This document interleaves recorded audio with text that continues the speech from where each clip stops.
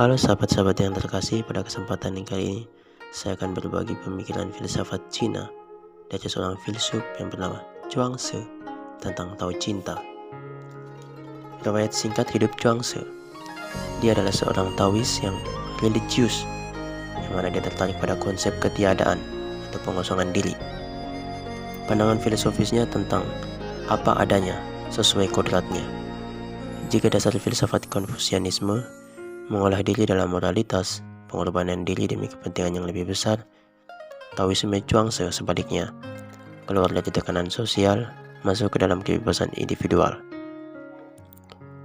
Zhuangzi hidup sekitar abad keempat sebelum Masehi pada periode perang musim semi dan musim gugur, 1 abad setelah kematian Konfusius.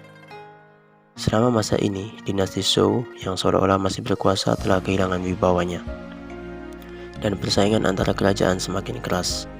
Situasi ini melahirkan fenomena yang disebut dengan Baixia 100 sekolah. Munculnya banyak kelompok pemikir, masing-masing dengan konsepnya akan harmoni dan damai antar negara.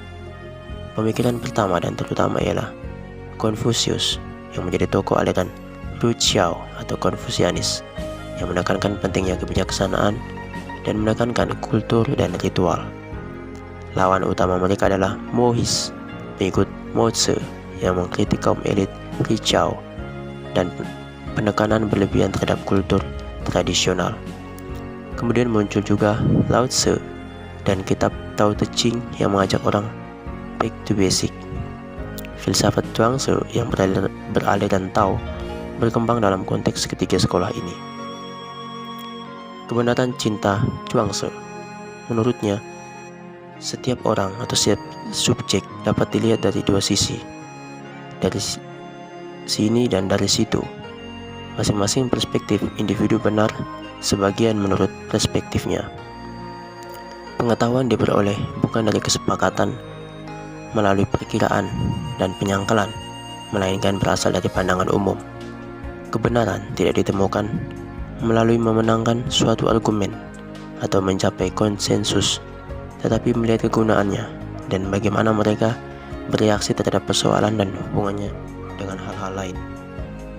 Penilaian yang benar melampaui batas persepsi, dicapai melalui penghilangan segala perbedaan, menghilangkan parsialitas atau sebagian.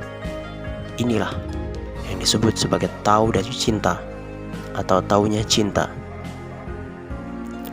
Tao dari cinta mengalir begitu saja dari diri seseorang yang mencapai Tao sejati,